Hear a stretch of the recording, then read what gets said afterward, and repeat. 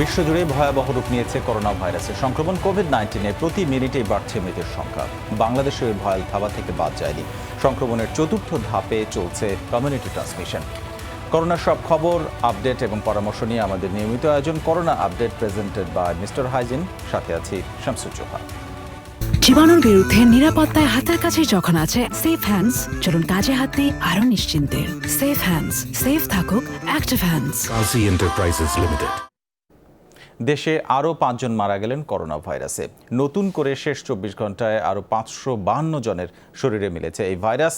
একদিনে পরীক্ষা হয়েছে রেকর্ড 5,827 নমুনার।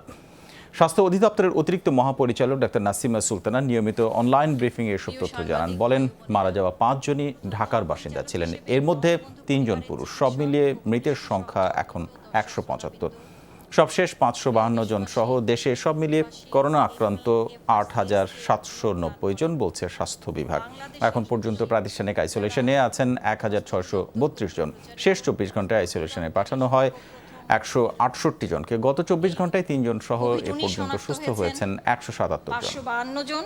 এ পর্যন্ত শনাক্ত হয়েছে কোভিড-19 8,790 জন। দুঃখের সাথে জানাচ্ছি যে আজকেও আমাদের মৃত্যুর তালিকায় 5 জন ব্যক্তি আছেন, যাদের মধ্যে 3 জন পুরুষ, 2 জন নারী এবং 5 জনই ঢাকার অধিবাসী।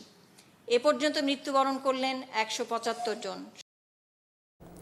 এদিকে করোনায় আরও একজন পুলিশ সদস্য মারা গেছেন। ভোরে রাজারবাগ কেন্দ্রীয় পুলিশ হাসপাতালে চিকিৎসাধীন অবস্থায় মৃত্যুবরণ করেন সাব ইন্সপেক্টর সুলতানুল আরেফিন। বয়স হয়েছিল 44 বছর। সুলতানুল আরেফিন ঢাকা মেট্রোপলিটন পুলিশের পাবলিক অর্ডার ম্যানেজমেন্টের পশ্চিম বিভাগে কর্মরত ছিলেন। তার গ্রামের বাড়ি জামালপুর। স্ত্রী, 2 কন্যা এবং 1 পুত্র রেখে গেছেন তিনি। পুলিশের পক্ষ থেকে জানানো হয়, গ্রামের বাড়িতে পাঠানো হয়েছে সুলতানুল আরেফিনের মরদেহ। এ নিয়ে করোনা আক্রান্ত হয়ে প্রাণ হারালেন 5 পুলিশ সদস্য।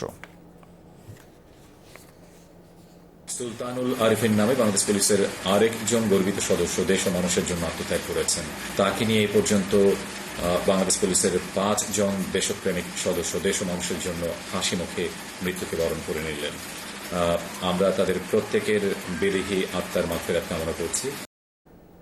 এদিকে করোনায় মারা যাওয়া পুলিশের এসআই সুলতানুল আরেফিনকে গ্রামের বাড়ি জামালপুরে দাফন করা হয়েছে। বিকেলে ফকিরপাড়া গ্রামে পৌঁছে আরেফিনের মরদেহবাহী অ্যাম্বুলেন্সটি। সেখানে তৈরি হয় শোকাবহ পরিবেশ। ছুটে আসেন স্বজন, প্রতিবেশীরা কান্নায় ভেঙে পড়েন সবাই। পরে জেলা পুলিশের পক্ষ থেকে দেওয়া হয় গার্ড অফ অর্ডার। এরপর জানাজা শেষে আইইডিসিআর এর নিয়ম অনুযায়ী পারিবারিক কবরস্থানে তাকে দাফন করা হয়।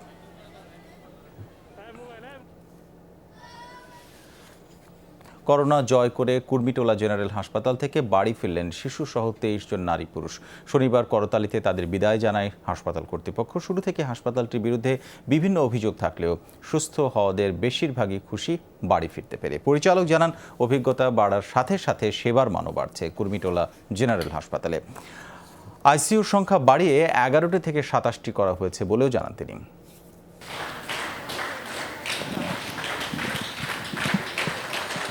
তারা সবাই করোনা বিজয়ী। ভয়, আতঙ্ক, এমনকি জীবন হারানোর শঙ্কা নিয়ে কুর্মিটোলা জেনারেল হাসপাতালে ভর্তি হয়েছিলেন তারা। চিকিৎসা শেষে সুস্থ হয়ে বাড়ির পথ ধরলেন শনিবার। এদিন করোনামুক্ত হওয়া মোট 23 জনকে ছাড়পত্র দেয় কুর্মিটোলা হাসপাতাল কর্তৃপক্ষ। আল্লাহর রহমতে সুস্থ হয়েছি, আমাদের কোনো সমস্যা নেই। আমাদের ট্রিটমেন্ট খুব সুন্দর দিয়েছে, খাবার দিয়েছে সুন্দর। চিকিৎসা একটু ঘাটতি ছিল, কিন্তু আমরা আন্দোলন করার পরে কিছুটা উন্নত হয়েছে। বাড়িতে যাওয়ার পর কিভাবে চলতে হবে, থাকতে হবে, সে বিষয়েও করোনামুক্ত হওয়াদের নির্দেশনা দেওয়া হয় হাসপাতাল থেকে। কইছে যে আলাদা ঘরে থাকতে, নিজের হেফাজত মতন নিজে চলতো, বাইরে আসা যাওয়া কম করতো। রোগমুক্তি পেলেও সেবা নিয়ে অভিযোগের সুর ছিল 2-1 জন রোগীর স্বজনের কণ্ঠে। করোনা আক্রান্ত 5 বছর বয়সী মেয়ে সাদিয়াকে নিয়ে ঢাকায় আসেন এই নারী। প্রথমে মুগ্ধা হাসপাতাল হয়ে পরে ভর্তি করেন কুর্মিটোলায়। যত ওষুধ পানি লাগছে বাইরের থেকে আমি কিনে আনছি। যারা হাসপাতালে নমুনা পরীক্ষা করতে এসেছিলেন তাদের মাঝেও কেউ কেউ জানালেন আক্ষেপ। 11টার সময় শুরু করা এখন বলতেছে সার্ভার ডাউন, কোনো ডিসিপ্লিন নাই, নমুনাটা নিয়ে যে কাজ করবে এটা পারতেছে না এরা। হাসপাতালের পরিচালক বলছেন, প্রতিদিনই বাড়ানো হচ্ছে সেবার মান। পিপিই পড়া থাকার কারণে অনেক সময় হয়তো অনেকে বুঝতে পারতেন না যে কে ডক্টর, কে নার্স, কে আয়া, কে ওয়ার্ড বয় বা কে ক্লিনার। এই জন্য ওনারা অনেক সময় হয়তো কনফিউশনে বলেন যে ডক্টর তো দেখিনি। আমরা রোগীর থেকে দূরে নাই, আমরা রোগীর সংস্পর্শে আছি। কোভিড-19-এর চিকিৎসা সেবা নিয়ে শুরু থেকেই এই হাসপাতালের বিরুদ্ধে ছিল নানা অভিযোগ। তবে আজকে যারা সুস্থ হয়ে বাড়ি ফিরলেন তাদের বেশিরভাগই জানালেন সন্তুষ্টির কথা। আবার চিকিৎসকরা বলছেন শুরুতে কিছু সীমাবদ্ধতা থাকলেও অভিজ্ঞতার আলোকে দিনকে দিন বাড়ানো হচ্ছে সেবার মান। নাজমুল সাইদ, যমুনা নিউজ, ঢাকা।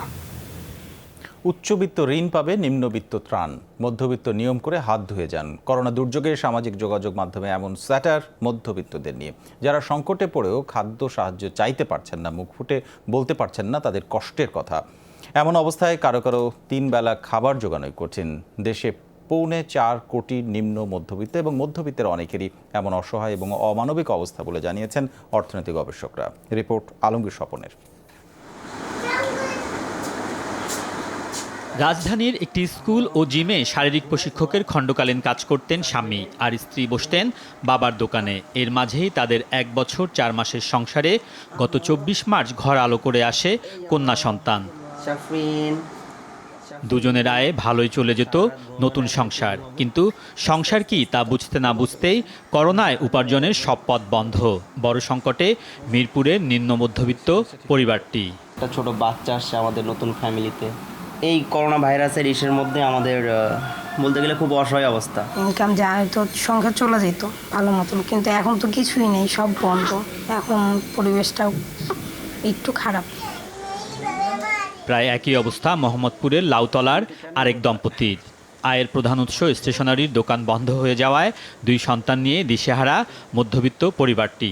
আমার বাসায় খাদ্য নাই, আবার আমার হাতেও টাকা না, ইনকাম তো টোটালি বন্ধ, আমিও যেতে পারতেছি না আর কি। তার মধ্যে আপনার যে বাসা ভাড়া দিতেও আমার খুব সমস্যা হচ্ছে। সামনের দিনগুলো কি করব আমি সেই টেনশনে আমার মাথাটা ঘুরতেছে।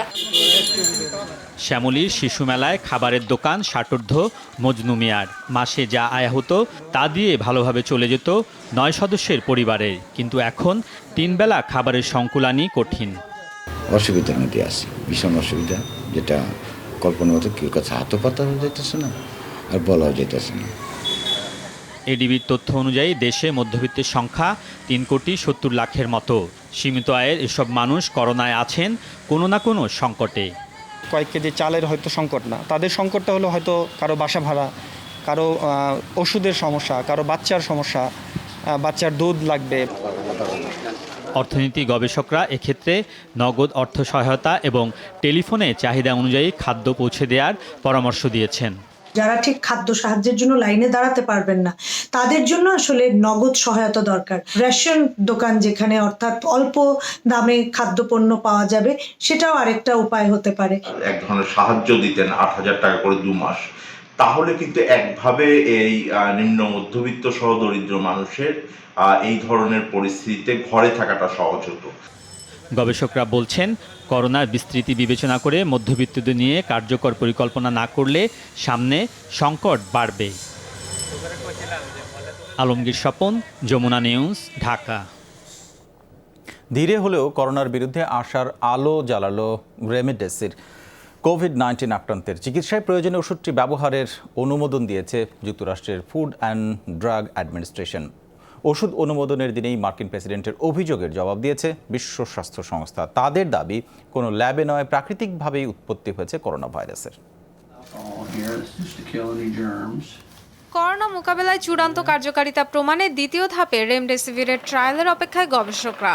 তবে প্রাথমিক সাফল্যের ভিত্তিতেই জরুরি প্রয়োজনে কোভিড আক্রান্তদের ওপর ওষুধটি প্রয়োগের অনুমোদন দিল মার্কিন ফুড অ্যান্ড অ্যাডমিনিস্ট্রেশন। মার্কিন প্রতিষ্ঠান জিলিড সায়েন্সের গবেষণার পর ব্যাপকভাবে আলোচনায় আসে অ্যান্টিভাইরাল ওষুধটি। রেমডেসিভির প্রয়োগে অন্য প্রতিষেধক নেওয়া রোগীদের অন্তত 4 দিন আগে সুস্থ হচ্ছে কোভিড আক্রান্ত ব্যক্তি, এমনটাই বলছে প্রাথমিক গবেষণার ফলাফল। মাত্র 2 দিন আগেই ওষুধটি অনুমোদনের অনুরোধ জানিয়েছিলেন ট্রাম্প। এটা স্বস্তির খবর যে রেমডেসিভির প্রয়োগের অনুমোদন দিয়েছে FDA। সংশ্লিষ্টদের সাথে কথা বলেছি, জিলিড জনস্বার্থে দারুণ অবদান রাখছে। সম্মিলিত প্রচেষ্টায় দ্রুত ইতিবাচক ফল পাবো আমরা। যুক্তরাষ্ট্রে আক্রান্ত আর মৃত্যুহার কমায় স্বস্তি প্রকাশ করলেও চীন আর WHO-র ভূমিকাকে আবারও কটাক্ষ করেছেন মার্কিন প্রেসিডেন্ট। সবাই ভাবছিল 15 থেকে 20 লাখ মানুষের মৃত্যু হবে, তবে আমরা মৃত্যুহার কমিয়ে আনতে পেরেছি। ভাইরাসের উৎসেই তা বন্ধ করা উচিত ছিল, তবে তা হয়নি। সুইজারল্যান্ডের নিয়মিত ব্রিফিংয়ে ট্রাম্পের অভিযোগের জবাব দিয়েছে বিশ্ব স্বাস্থ্য সংস্থা। বলা হয়, জেনেটিক সিকোয়েন্স বিশ্লেষণের ভিত্তিতেই কোভিড-19-এর উৎপত্তি কিংবা বিস্তার সম্পর্কে নিশ্চিত তথ্য জানিয়েছেন গবেষকরা। বিজ্ঞানী ও গবেষকদের সঙ্গে বারবারই কথা বলেছি এবং নিশ্চিত হয়েছি ভাইরাসটির উৎপত্তি প্রাকৃতিকভাবে। সবচেয়ে গুরুত্বপূর্ণ ছিল ভাইরাসের ধরন সম্পর্কে জানা, যেটি আমাদের উদ্দেশ্য ছিল। বিস্তার ঠেকাতে এবং মানুষের করণীয় সম্পর্কে নির্দেশনা দিতে যা জরুরি সেটাই করেছি। WHO-র 30 জানুয়ারির বৈশ্বিক সতর্কতা যথেষ্ট বৈজ্ঞানিক তথ্য প্রমাণের ভিত্তিতেই দেয়া হয়েছিল। ওই সময় চীনের বাইরে মাত্র 82 জন আক্রান্ত ছিল এবং কারো মৃত্যুও হয়নি। তাই আবারও বলছি, সচেতন হবার জন্য যথেষ্ট সময় পেয়েছে বাকি বিশ্ব। বিশ্বজুড়ে কোভিড-19 পরিস্থিতিতে জনস্বাস্থ্য বিষয়ক সতর্কতা জারি থাকবে বলেও জানিয়েছে WHO। Dorothy Tasrin, Jamuna news. এবার করোনা সর্বশেষ পরিস্থিতি জানিয়ে দিই। গত 24 ঘন্টায় বিশ্বজুড়ে 5,500-এর বেশি মানুষের মৃত্যু হয়েছে এই ভাইরাসে। মোট প্রাণহানি 2,41,000-এর বেশি, আক্রান্ত ছাড়িয়েছে 34 লাখ। যুক্তরাষ্ট্রে 24 ঘন্টায় প্রাণ গেছে আরও প্রায় 1900 মানুষের। দেশটিতে মোট মৃতের সংখ্যা 65,700, আর যুক্তরাজ্যে একদিনের মৃত্যু হয়েছে 739 জনের। মোট প্রাণহানি 27,500। ব্রাজিলে আরও 5 শতাধিক মৃত্যুর পর 6,500-এর কাছাকাছি দাঁড়িয়েছে মৃতের সংখ্যা। কোভিড-19-এ স্পেনে 281 এবং ইতালিতে 269 জনের প্রাণহানি হয়েছে এই দিন। আপনারা দেখছেন corona update presented by mister hygiene. নিচে আবার একটা বিরতি, আমাদের সঙ্গে থাকুন, একটু পরে ফিরছি।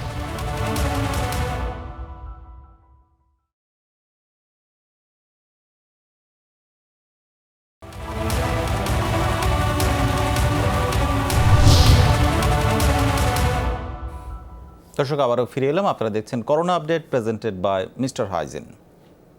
সরকারি ছুটি আরেক দফা বাড়ছে। এবার 16 মে পর্যন্ত ছুটি বাড়ানোর প্রস্তাব দেওয়ার কথা জানিয়েছেন জনপ্রশাসন প্রতিমন্ত্রী ফরহাদ হোসেন। টেলিফোনে যমুনা টেলিভিশনকে এই তথ্য তিনি নিশ্চিত করেন।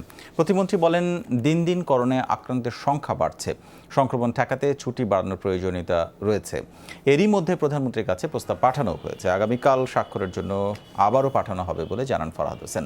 প্রধানমন্ত্রী স্বাক্ষর করলে সোমবার প্রজ্ঞাপন আকারে প্রকাশ করা হবে। করোনা সংক্রমণের কারণে 26 মার্চ থেকে 16 মে পর্যন্ত সরকারি ছুটি চলছে। পর্যায়ক্রমে 5 দফায় বাড়ানো হয়েছে 42 দিনের ছুটি। এবার 6ষ্ঠ দফায় ছুটি বাড়ানোর উদ্যোগ নিল সরকার। মাননীয় প্রধানমন্ত্রীর কাছে আমরা প্রস্তাব পাঠিয়েছি যে আপনার এটা কন্টিনিউ হয় এবং সেটা প্রায় 15 তারিখ পর্যন্ত। 16 তারিখ তো প্রায় আপনার আছে, শনিবার আছে, অর্থাৎ প্রায় 15 তারিখ মানে 16 তারিখ পর্যন্ত এটা হবে আর কি।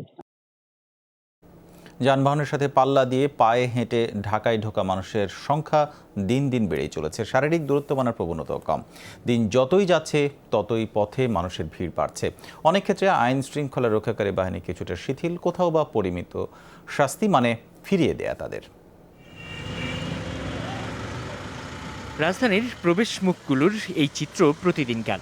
গাড়ির সারি লেগেই থাকে। চেকপোস্টে পুলিশের নানা প্রশ্নের পরই কেবল ঢুকতে দেওয়া হয়। তবে গত দিনগুলোর তুলনায় আইনশৃঙ্খলা রক্ষাকারী বাহিনীর তৎপরতা ছিল খানিকটা শিথিল। তবে শুধু গাড়িই নয়, লকডাউনের মধ্যেই পায়ে হেঁটে পথে নামা মানুষের সংখ্যাও বেড়েছে। সামাজিক দূরত্ব রেখে সেনা সদস্যরা অনেককে লাইনে দাঁড় করিয়ে প্রয়োজন জানতে চান। সন্তোষজনক উত্তরে মিলছে রাজধানীতে প্রবেশের সুযোগ, কাউকে আবার ফিরেও যেতে হচ্ছে। আমাদের অফিস হচ্ছে বাইং হাউস আর আমাদের কাজ চলে গার্মেন্টসে, সে কারণে আমি ওখানে যাচ্ছি আর কি। বুধবার গেছিলাম মায়ের বাসায়, ওখানে এয়ারপোর্ট যাইলাম। একটু চোখের সমস্যা তো আমি একটু বাংলাদেশ মেডিকেলে যাচ্ছি আর কি। ওই স্পেশাল কোর্ট খোলা আছে, একটা আসামি ধরা পড়ছে, এটা কাজের লেগে যাচ্ছে। জরুরি প্রয়োজনে তো এখন বেরোনো লাগে, অনেক দিন বেরোই নাই, আর কতদিন, এভাবে আসলে হয় না। দিন দিন মানুষের মাঝে সচেতনতা কমছে, সেই সাথে গার্মেন্টস চালুর ঘোষণার পর থেকেই ঢাকায় প্রবেশের হার বেড়েছে বলেও জানান পুলিশের দায়িত্বরত কর্মকর্তারা। গার্মেন্টস খুলে দেওয়ার কারণে একটু চেষ্টাটা বেশি করতেছে, তারা বিভিন্ন কারণ দেখাতেছে, যেমন বলতেছে ঢাকার ভিতরে তাদের হেড অফিস আছে। চেক করতেছি, সুনির্দিষ্ট কারণ জানতে যাচ্ছি। এখন অনেকগুলো আবার বলছে যে সরকার বলছে যে ঢাকার বাইরে গার্মেন্টসে কেউ আসবে না। যারা এরকম আসতেছে তাদেরকে আমরা ফেরত দিয়ে দিচ্ছি। রাজধানীর ভেতরের সড়কগুলোতেও যানবাহনের সংখ্যা বেড়েছে, ব্যক্তিগত গাড়ির সংখ্যাই বেশি। এছাড়া মূল সড়কের বাইরে পাড়া মহল্লার অলিগলিতে মানুষের আনাগোনা চোখে পড়ার মতো। আর সেসব জায়গায় কারুরই তেমন কোনো তদারকি নেই, তাই সাধারণের সচেতনতারও বিকল্প নেই। সাইফুদ্দিন রবিন, যমুনা নিউজ, ঢাকা। করোনায় প্রাণ হারালেও শেষ হয় না অবহেলা। দেখতে আসা দূরে থাক, শতাধিক কবরের রসিদই নেননি পরিবার বা স্বজনরা। কোভিড-19 মৃত্যুবরণকারীদের অনেকেই এখন শুধু একটি নাম্বার। আরও পরিতাপের বিষয়ে এই কবরগুলো দেওয়া হয়েছে খিলগাঁও কবরস্থানের নিচু অংশে, তাই উপচে পড়া পানি ঠেকাতেই হিমশিম খাচ্ছে গোরস্থানের কর্মীরা। প্রায় 200 মানুষের মরার পরের নিষ্ঠুর দশা দেখে এসেছেন আমাদের সহকর্মী ভাস্কর ভাদুরী। ছবি তুলেছেন মেহেদি মিরাজ।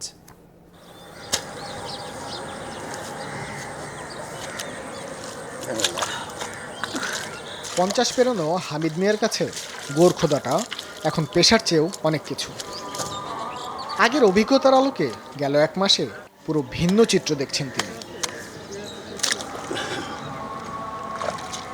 পরশুদিন মাটি দিছি, খুব পানি থাকবে আমাকে ওই সমস্যা হয়েছে। দেখতে মাটি লাশের উপরে মাটিটা ফালানোর আমার কত খারাপ লাগছে। কোভিড-19 মৃত্যুবরণকারীদের কবরগুলো দেখভাল করছেন হামিদ। অধিকাংশ কবরই দেয়া হয়েছে গোরস্থানের নিচু অংশে। টানা বৃষ্টিতে কাদা পানি একাকার।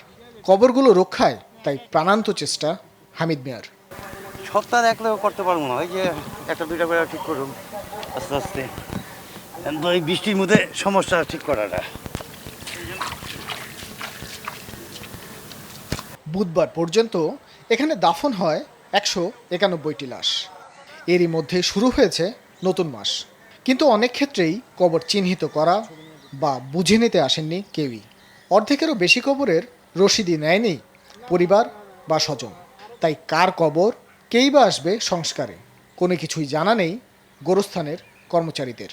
স্বজনদের দেখা না মিললেও নিজ উদ্যোগে কেউ কেউ আসছেন পরিচিতদের কবর জিয়ারত করতে। যে লোকটা আজকে বেঁচে থাকলে তার অনেক সুনাম আমরা করি, তার পাশে আমরা লাভঝাপ অনেক কিছুই করি, অথচ সে আজকে মারা গেছে, তার কবরটা আমরা দেখতে কেউ আসি না। রিসিভ আছে 3 ভাগ 1 ভাগ নিয়েছে, 2 ভাগ এখনো আসেনি। তাই রিসিভগুলো যদি আমার অন্য থাকবে, যে রিসিভগুলো গার্জেন যদি নিয়ে যেত তাদের জন্য ভালো হইতো, আর কবর আসে তার দোয়াটা পড়তো। এমন মৃত্যু কেউই চায় না, যে মৃত্যুর পর পাশে থাকে না স্বজন, সাধ্য হয় না আকাশ ফাটিয়ে কান্নার। না চাইলেও দিন দিন বাড়ছে করোনায় মৃত্যুর মিছিল। চাপ বাড়ছে গোরস্থানে। একটি ছাড়া আর কোনো কবরেই চোখে পড়বে না নামফলক, স্পষ্ট ছাপ অযত্নের। টানা কয়েকদিনের বৃষ্টিতে পাশের খাল উপচে ডুবে গেছে কিছু কবর। শুধু নম্বরের উপর টিকে আছে শেষ চিহ্ন। স্বজন আয় না, তা বাধাই কেমনে করবো? এখন আমরা তো মানে যেটা লিক হইতেছে ওটা ভিতরে মাটি দিয়ে আমরা ঘুরে এই করে রাখতেছি, একটু উঁচা করে রাখতেছি। পরিস্থিতি বিবেচনায় নতুন সিদ্ধান্ত নিয়েছে উত্তর সিটি কর্পোরেশন। বৃহস্পতিবার থেকে রায়ের বাজার কবরস্থানে দাফন হচ্ছে কোভিড-19 মৃত্যুবরণকারীদের মরদেহ। ভাস্কর ভাদুরী, যমুনা নিউজ, ঢাকা। করোনায় মৃতদের কবর এবং সৎকারে বাধা না দেওয়ার আহ্বান জানিয়েছেন পুলিশ সদর দপ্তরের এআইজি মোহাম্মদ সোহেল রানা। বলেন, যথাযথ স্বাস্থ্যবিধি মেনেই মৃতদের কবর দেওয়া হচ্ছে, তাই এক্ষেত্রে পুলিশ এবং সংশ্লিষ্টদের সহায়তার আহ্বান জানান তিনি। মৃতদেহ সৎকার এবং মৃত ব্যক্তিকে কবর দিতে গিয়ে পুলিশ এবং সংশ্লিষ্টরা বিভিন্ন স্থানে বাধাগ্রস্ত হয়েছেন এবং হচ্ছেন। যথার্থ স্বাস্থ্যবিধি না মেনে কোনো মৃতদেহকেই সৎকার করা হচ্ছে না বা কবর দেওয়া হচ্ছে না। এই অন্তিম যাত্রায় আমরা তাদেরকে অশ্রদ্ধা করব না, তাদের প্রতি শ্রদ্ধা অটুট রেখে আমরা পুলিশ এবং সংশ্লিষ্ট সকলকে সহযোগিতা করব। করোনা সংকটে পোশাক শিল্প মালিকদের উদার মানবিক দৃষ্টান্ত স্থাপন করার আহ্বান জানিয়েছেন আওয়ামী লীগের সাধারণ সম্পাদক, সড়ক পরিবহন ও সেতুমন্ত্রী ওবায়দুল কাদের। এক ব্রিফিংয়ে তিনি বলেন, সরকার পোশাক শিল্প মালিকদের পাশে রয়েছে, একইভাবে মালিকদেরও শ্রমিকদের পাশে থাকার আহ্বান জানান ওবায়দুল কাদের। বলেন, সংকটকালে যারা সহায়তার হাত বাড়াবে, জাতি তাদের যথাযোগ্য সম্মান প্রদর্শন করবে। সবাইকে ধৈর্য সহ পরিস্থিতি মোকাবেলার আহ্বান জানিয়ে আওয়ামী লীগ সাধারণ সম্পাদক বলেন, সরকার কর্মহীন মানুষের পাশে আছে। পরিবহন সহ অন্য খাতের শ্রমিকদের ত্রাণ দিতে জেলা উপজেলা প্রশাসনকে প্রধানমন্ত্রীর নির্দেশনা বাস্তবায়ন করতে বলা হয়েছে। তৈরি পোশাক কারখানাগুলো চালু করার আগে মালিকরা প্রতিশ্রুতি দিয়েছিলেন এই সংকটে কোনো প্রকার শ্রমিক ছাঁটাই লে অফ করা হবে না। লকডাউন পরিস্থিতির মধ্যেই বকেয়া বেতনের দাবিতে বিক্ষোভ করেছে তৈরি পোশাক কারখানার শ্রমিকরা। কয়েকটি কারখানায় বেতন মজুরির দাবিতে রাস্তায় নামে শ্রমিকরা। এদিকে 6টি পোশাক শ্রমিকের করোনা শনাক্তের পর স্বাস্থ্যবিধির কঠোর প্রয়োগে কারখানাগুলোকে বিশেষ নজরদারির আওতায় আনার ঘোষণা দিয়েছে সাভার প্রশাসন। বৈরী আবহাওয়া উপেক্ষা করে কাজে যোগ দিতে আজও রাজধানীমুখী মানুষের স্রোত ছিল ফেরিঘাটে। বকেয়া বেতন ভাতার দাবি, সাথে চাকরিচ্যুতির অভিযোগ। বিভিন্ন পোশাক কারখানায় এমন বিক্ষোভ চলছে এক সপ্তাহ ধরে। সকালে গাজীপুরের তারাগাছ এলাকায় বিক্ষোভ শুরু করে শ্রমিকরা। তাদের অভিযোগ, এপ্রিলে বেতন না দিয়ে অনেক শ্রমিক ছাঁটাই করেছে দুটি কারখানা। পরিবার পরিজন নিয়ে মানবেতর দিন কাটছে তাদের। আমাদের আসার জন্য বলা হয়েছে, আমরা ডিউটি করে গেছি, পরের দিন আমাদের ঢুকতে দেয় না। 1 বছর যাদের হয়েছে তাদের নেয়, আমরা কি করছি, আমাদের কেন নিবে না? আমাদের কাছে লোকজন দিয়েছে, শান্ত জানে বেতন দিব, আদৌ কি পাবো না? আমরা কি অপরাধ করছি? আমরা চাকরি থাকবো না কেন? মালিক এটা করবো কেন? আমরা এটা দাবি চাই এবং এটা আমরা আন্দোলন করতে চাই। ঢাকা ময়মনসিংহ মহাসড়কে ঘণ্টাব্যাপী এই অবরোধে আটকা পড়ে অ্যাম্বুলেন্স, খাদ্য ও জরুরি পণ্যবাহী যানবাহন। একই দাবিতে বিক্ষোভ চলে কুনিয়া, কাশিমপুর আর সাভারের কয়েকটি কারখানায়। যেসব ফ্যাক্টরি থেকে এখনো বেতন ভাতা পরিশোধ করা হয় না, আপনারা ইতিমধ্যে জানেন গাজীপুরে কয়েক জায়গায় রাস্তায় ব্যারিকেড দিয়েছে ওয়ার্কাররা।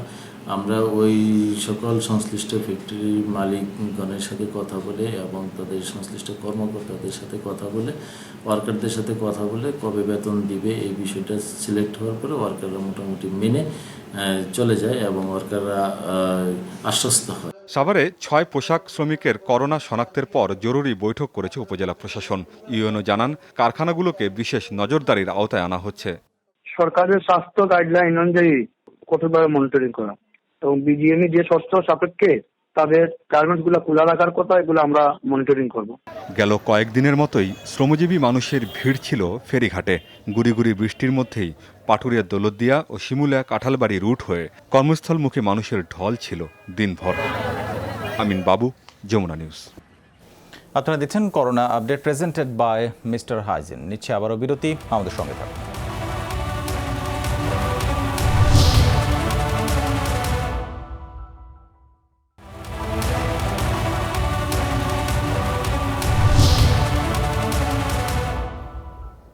আবারও স্বাগত। আপনারা দেখছেন corona update, presented by mister hygiene. শ্বাসকষ্ট এবং ডায়রিয়া আক্রান্ত হয়ে খুলনায় একজনের মৃত্যু হয়েছে। দিঘলিয়া উপজেলা স্বাস্থ্য কর্মকর্তা জানান, শনিবার সকালে শ্বাসকষ্ট নিয়ে স্বাস্থ্য কমপ্লেক্সে ভর্তি হন 60 বছর বয়সী ওই বৃদ্ধ। পরে অবস্থার অবনতি হলে সেখানেই তিনি মারা যান। এরই মধ্যে মৃতের নমুনা সংগ্রহ করা হয়েছে, পরীক্ষার জন্য পাঠানো হয়েছে খুলনা মেডিকেল হাসপাতাল ল্যাবে।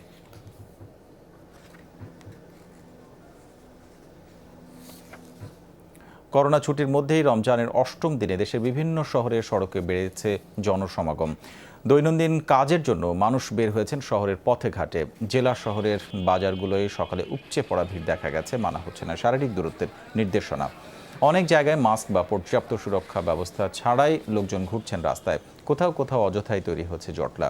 জনসমাগম নিয়ন্ত্রণে আনতে হিমশিম অবস্থা আইন শৃঙ্খলা রক্ষা বাহিনীর সদস্যদের। দণ্ড আর জরিমানা করেও আটকানো যাচ্ছে না চলাচল। আমরা মরি যাচ্ছি, আমরা খাইতে পারতেছি, দোকানগুলি দোকানও বেচা নেই। রোজা আমরা না খেয়ে আসি ধরতে গেলে। আমার খিদার জ্বালায় আমি কোনো রকম বেড়াইছি, 1-150 লেবু বিক্রি করবো। আপনি তো অফিসে যাচ্ছে, একটু দেখতেছি আর কি। ম্যাক্সিমাম বলতেছে গার্মেন্টস কর্মী, তারপর বিভিন্ন ওষুধ বিক্রয় কর্মী, এরকম নানা প্রয়োজনে মানুষ বের হচ্ছে এবং যেগুলো ভাড়ায় চালিত গাড়ি আমরা ওরকম পাচ্ছি, ওগুলো আমরা আইনানুগ ব্যবস্থা গ্রহণ করছি। চট্টগ্রামে সামাজিক দূরত্ব মেনে চলার নির্দেশনা উপেক্ষা করে ঘরের বাইরে নেমে আসছে সাধারণ মানুষ। প্রথম দিকের তুলনায় সড়কে অলিগলিতে বেড়েছে জনসমাগম, চলছে প্রচুর যানবাহন। সেনাবাহিনী, পুলিশ এবং জেলা প্রশাসন মাঠ পর্যায়ে তৎপর থাকলেও তাদের হিমশিম খেতে হচ্ছে। বন্দরনগরী চট্টগ্রামে সামাজিক সংক্রমণ শুরু হয়েছে বেশ কিছুদিন আগে থেকেই। এরপর প্রতিদিনই বাড়ছে আক্রান্ত রোগীর সংখ্যা।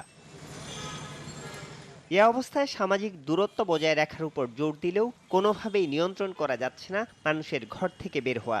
নানা অজুহাতে বাইরে বের হচ্ছেন মানুষ। আসলে আমাদের অফিস তো বন্ধ, কিন্তু জরুরি কিছু কাজে তো অনেক সময় অফিসে যেতে হচ্ছে। বছর এসেছে সেই জন্য বাড়িছি ভাই, বুঝছেন, অনলাইন করার জন্য। কার্ড তো নাই, কার্ড তো অফিসে স্যার। আমার কাছে কাগজপত্র আছে, আপনি যদি চান আমি দেখাই। বছর কার্ড আছে। মার্চের 23 তারিখে অফিসে এসেছি, লাস্ট অফিসে এসেছি আজকে। আমি পর্যন্ত অফিসে আসিনি। করোনা ভাইরাসের প্রকোপ বাড়ার সাথে সাথে বাড়ছে মানুষের আতঙ্কও। ঘরের বাইরে বের হওয়াকে ঝুঁকি মনে করলেও নিত্যদিনের কাজের প্রয়োজনকে বড় করে দেখছেন অনেকে।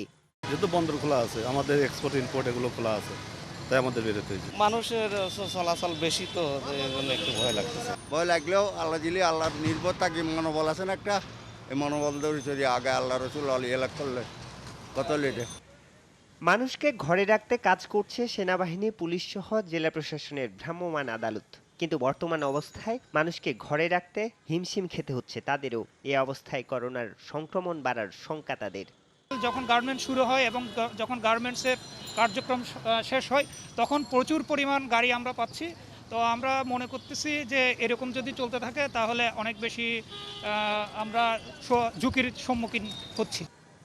সামাজিক দূরত্ব নিশ্চিতে নগরীতে কাজ করছে সেনাবাহিনী ও জেলা প্রশাসনের 10টি করে টিম। নগরীর গুরুত্বপূর্ণ 30টি পয়েন্টে বসানো হচ্ছে পুলিশের চেকপোস্ট। আরিফুর রহমান সবুজ, যমুনা নিউজ, চট্টগ্রাম। গোপালগঞ্জের নারী সহকর্মীকে পুকুর পাড়ে অভিনব কোয়ারেন্টাইনে রাখার ঘটনায় আওয়ামী লীগের কোনো নেতাকর্মী জড়িত নয়, এমনটাই দাবি করেছে কোটালীপাড়া উপজেলা আওয়ামী লীগ। শনিবার সকালে দলীয় কার্যালয়ে অনুষ্ঠিত সংবাদ সম্মেলনে সাধারণ সম্পাদক আয়নাল হোসেন শেখ লিখিত বক্তব্য পাঠ করেন। তিনি জানান, ঢাকা থেকে ফেরা স্বাস্থ্যকর্মী লোপা মল্লিককে কেউ হেনস্থা করেননি। শুকনো পুকুরে কোয়ারেন্টাইনে থাকার সিদ্ধান্ত একান্তই তার এবং তার পরিবার নিয়েছিল। এই ঘটনায় আওয়ামী লীগের কোনো নেতাকর্মী জড়িত নয় বলে দাবি করা হয়। লোপা মল্লিকের হোম কোয়ারেন্টাইনে থাকার বিষয়টি ছিল তার এবং তার পরিবারের নিজস্ব ইচ্ছায়। এখানে কোনো ব্যক্তি বা কোনো দলের লোক তাদের উপর প্রভাব খাটায়নি। করোনা মোকাবেলায় দিনরাত লড়ছেন চট্টগ্রামের চিকিৎসক, নার্স সহ সব হাসপাতালের 2000 স্বাস্থ্যকর্মী। আর তাদের সাহারি সরবরাহ করছেন চট্টগ্রাম 6 আসনের সংসদ সদস্যের ছেলে। খাবার তৈরিতে প্রতিদিন চলে বিশাল কর্মযজ্ঞ। মধ্যরাতে পৌঁছে দেন স্বেচ্ছাসেবীরা। এমপি পুত্রের ব্যতিক্রমী ও মানবিক এই আয়োজন প্রশংসিত হচ্ছে সর্বত্র। প্রতিদিন ইফতারের পর শুরু হয় কর্মযজ্ঞ। রাউজানের একটি কমিউনিটি সেন্টারে 10 জন বাবুর্চির নেতৃত্বে চলে করোনার ফ্রন্টলাইন যোদ্ধা স্বাস্থ্যকর্মীদের জন্য সেহরি তৈরির বিশাল এই আয়োজন। 12টার মধ্যে এসব খাবার প্যাকেটজাত করেন 30 জন স্বেচ্ছাসেবী। আমার সাথে কাজ করতেছে 10 জন, মহিলা আছে 2 জন, আর স্বেচ্ছাসেবক আছে প্রায় 100-র মতো। এখানে দেখতে পাচ্ছেন আমরা স্বেচ্ছাসেবকরা কাজ করছে, তারা কিন্তু স্বইচ্ছায় সারাদিন রোজা রেখে তারা অনেকে হেঁটে এখানে চলে আসে। এসব খাবার চট্টগ্রাম মেডিকেল কলেজ হাসপাতাল, জেনারেল হাসপাতাল, বিআইটিআইডি সহ বিভিন্ন হাসপাতালে পৌঁছে দেয় শিক্ষার্থীদের স্বেচ্ছাসেবী সংগঠন সেন্ট্রাল বয়েজ অব রাউজান। 2000 স্বাস্থ্যকর্মীর জন্য প্রতিদিন উনি খাবারের ব্যবস্থা করতেছেন। তো এটা মনে করি যে খুবই ভালো উদ্যোগ। সব হোটেল রেস্তোরাঁ এখন বন্ধ হয়ে এ অবস্থায় হাসপাতালে চিকিৎসক, নার্স ও আইনশৃঙ্খলা রক্ষাকারী বাহিনীর সদস্যদের সেহরি সরবরাহের ব্যতিক্রমী এই উদ্যোগ নেন তরুণ রাজনীতিবিদ ফারাজ করিম চৌধুরী। স্বাস্থ্যকর্মীদের জন্য আমরা করছি, কিন্তু আপনার বাসার বাইরে অনেকে আছে যাদের হয়তো সেহরির এবার খাওয়ার কোনো উপায় নেই, সব হোটেল বন্ধ, কোথায় যেয়ে খাবে? যে ভলান্টিয়ার থাকে আমরা 3 দিন, তারা 3 দিন থাকে, 3 দিন পরে আরেক গ্রুপ আসে, আবার 3 দিন পরে এরকম আমরা একটা এদেরকে শিডিউল করে দিয়েছি।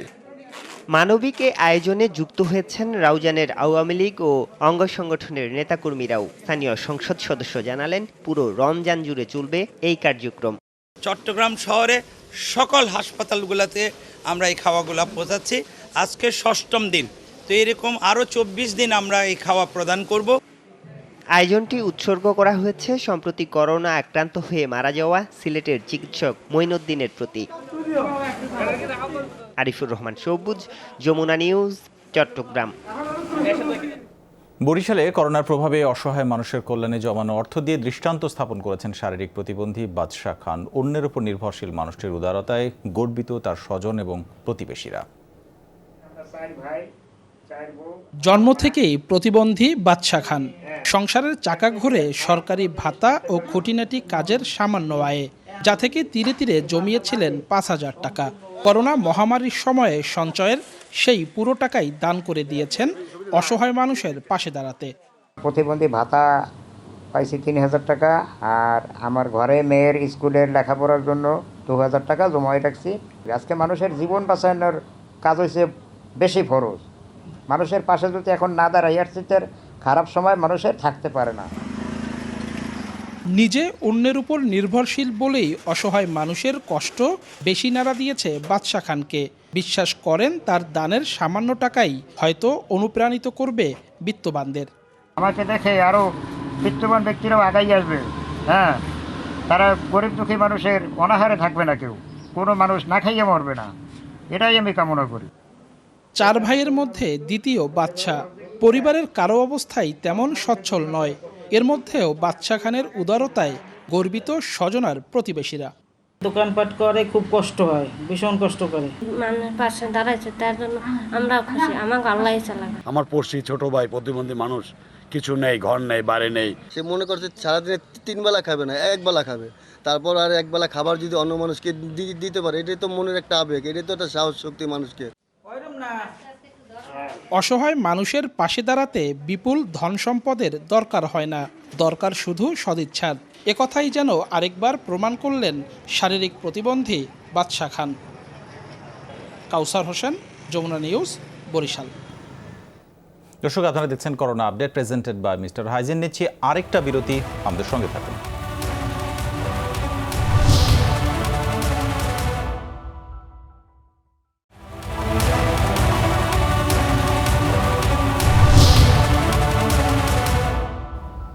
আবারও স্বাগত। আপনারা দেখছেন corona update presented by Mister hygiene.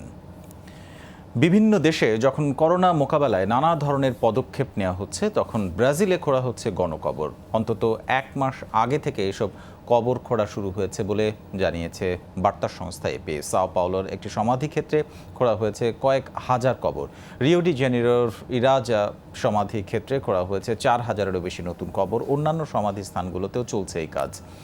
রিওর 6টি কবরস্থানের তত্ত্বাবধানকারী প্রতিষ্ঠান রিও প্যাক্সের এক কর্মকর্তা জানান, মহামারী বিস্তারের অনেক আগে থেকে পরিকল্পনা রয়েছে কবর খোঁড়া। তবে কোভিড-19 আক্রান্তে মৃত্যু হার অনুমানের চেয়ে 30-40% বেড়ে যায় এপ্রিলের দ্বিতীয়ার্ধে। এর ফলে কবর খুঁড়তে নিয়োগ দেওয়া হয়েছে প্রচুর নতুন কর্মী। কর্মীদের সুরক্ষা পোশাক দেওয়া হয়েছে বলে জানিয়েছেন ওই কর্মকর্তা।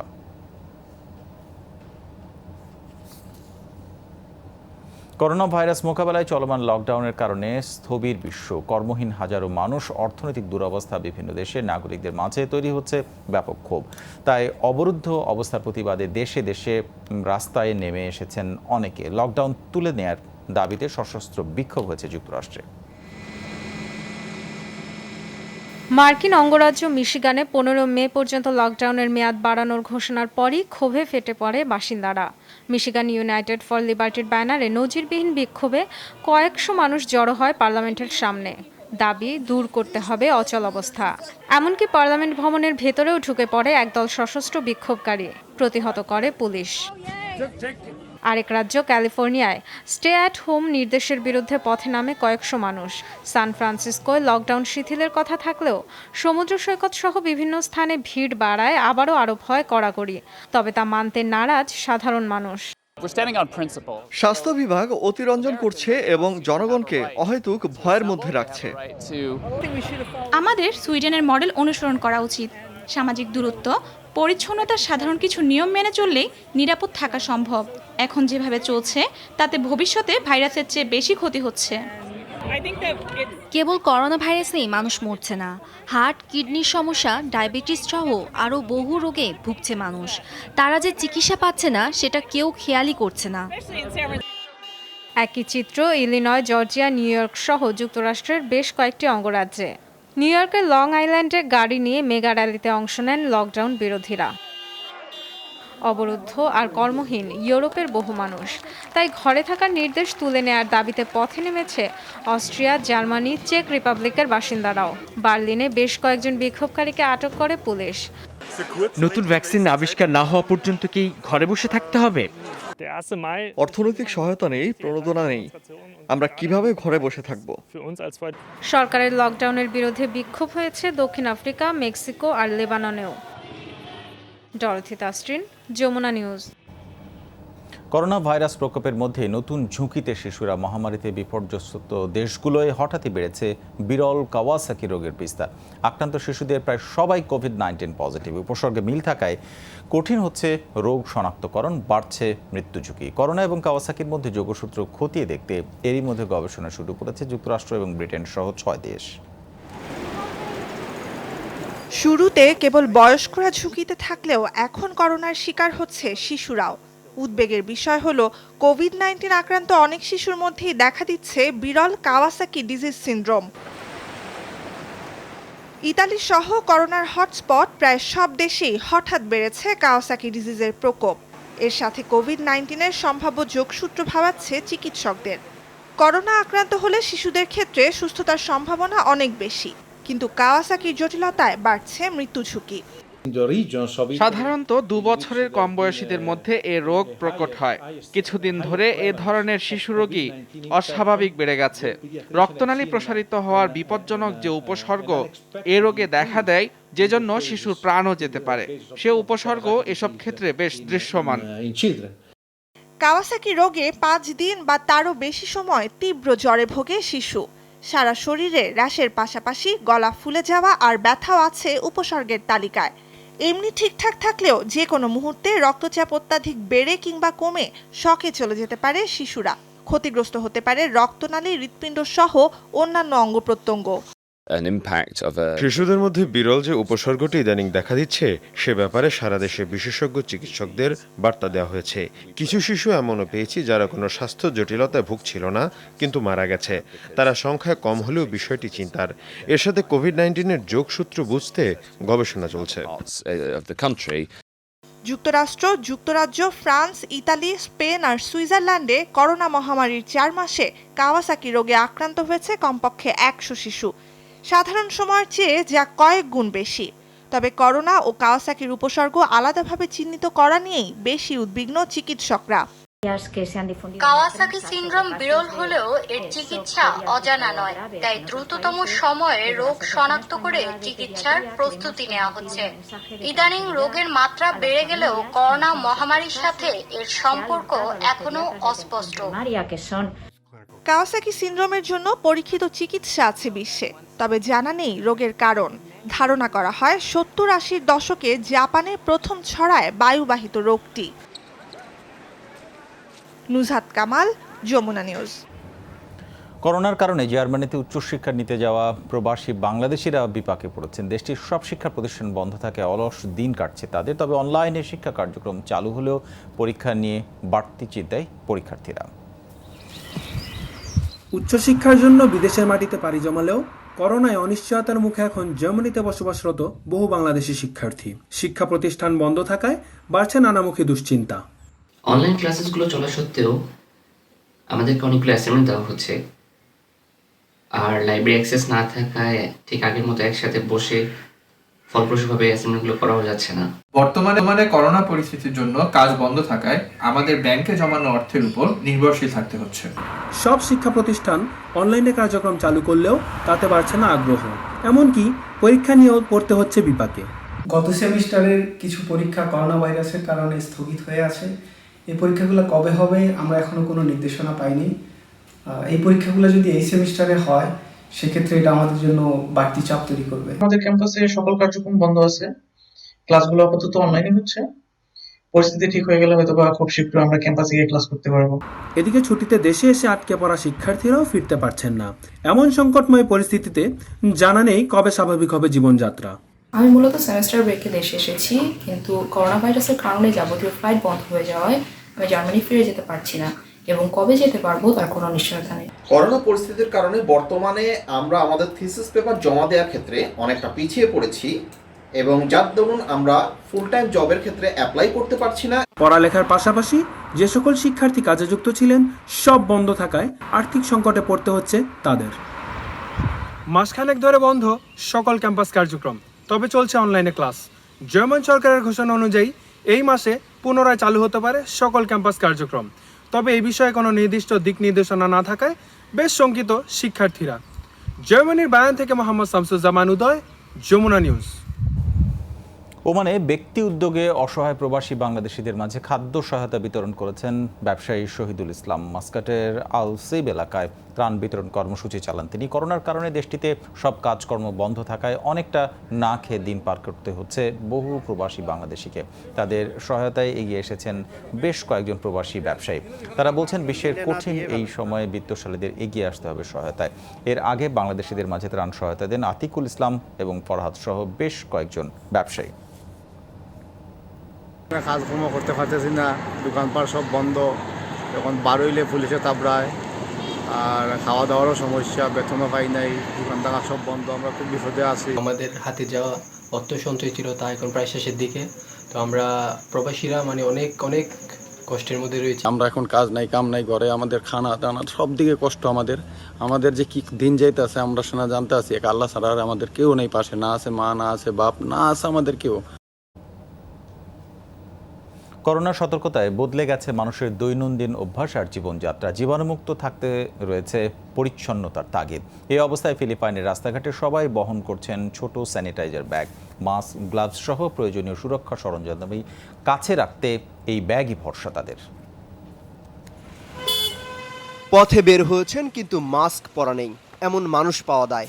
মাস্ক, গ্লাভস, স্যানিটাইজার এখন মানুষের নিত্য সঙ্গী। এসব বহনে বেড়েছে ব্যাগের চাহিদাও। ফিলিপাইনের লকডাউনে তেমন কড়াকড়ি না থাকায় প্রয়োজনে প্রতিদিনই ঘর থেকে বের হচ্ছেন মানুষ। সাথে প্রায় প্রত্যেকেই বহন করছেন এমন ব্যাগ। বাসা থেকে বের হলেই মাস্ক, তোয়ালে, স্যানিটাইজার এগুলো সাথে রাখি, কারণ সবসময় ভয়ে থাকি কারোর স্পর্শে না আবার করোনায় আক্রান্ত হয়ে যায়। আমি বাইকে করে পণ্য সরবরাহ করি, বিভিন্ন জায়গায় যেতে হয়, তাই ব্যাগ সাথেই রাখি, একটু পরপরই অ্যালকোহল দিয়ে স্প্রে করি। এছাড়া দিনের বেশিরভাগ সময় বাইরে থাকা নিরাপত্তা কর্মী বা চিকিৎসকদেরও বদলেছে অভ্যাস। মাস্ক, স্যানিটাইজার ব্যবহারে সাথে রাখছেন ব্যাগ।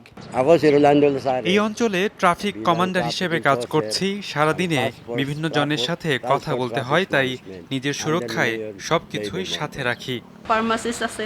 গ্রামে গ্রামে ঘুরে চিকিৎসা দিতে হয়, তাই শারীরিক সক্ষমতা বাড়াতে ভিটামিন সি থেকে শুরু করে প্রয়োজনীয় সব নিজের কাছেই রাখি। ফিলিপাইনে এখনও মহামারী রূপ না নিলেও প্রতিদিনই বাড়ছে সংক্রমণ আর মৃত্যুহার, তাই বাড়তি সতর্ক সবাই। অমিত হাসান রবিন, যমুনা নিউজ। শেষ করছি corona update presented by mister Hygiene. আমাদের সঙ্গে থাকার জন্য আপনাদের সবাইকে ধন্যবাদ।